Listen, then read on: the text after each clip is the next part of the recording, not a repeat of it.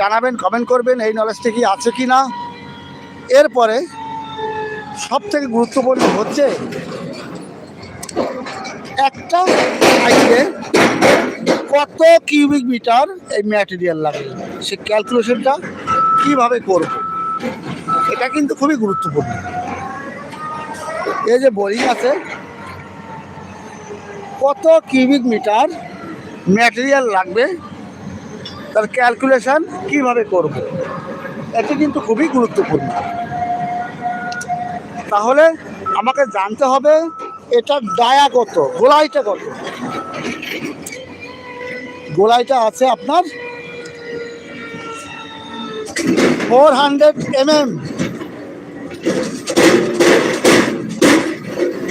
400 mm 16 ইঞ্চি, 16 ইঞ্চি গোলাই আছে।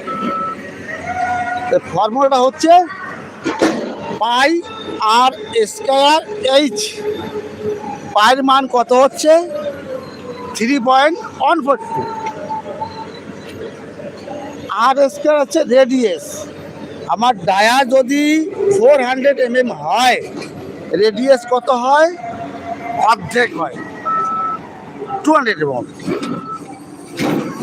Dia 400 হলে radius হবে 200। তা ফর্মুলা কি, পাই আর স্কয়ার এইচ। পাই হচ্ছে 3.142 ইন্টু রেডিয়াস কত, রেডিয়াস হচ্ছে 200 ইন্টু 200, আর হাইট আছে 10 মিটার। তিনটি ইন্টু করলে আপনার ম্যাটেরিয়ালের কোয়ান্টিটি বেরিয়ে যাবে। ক্লিয়ার?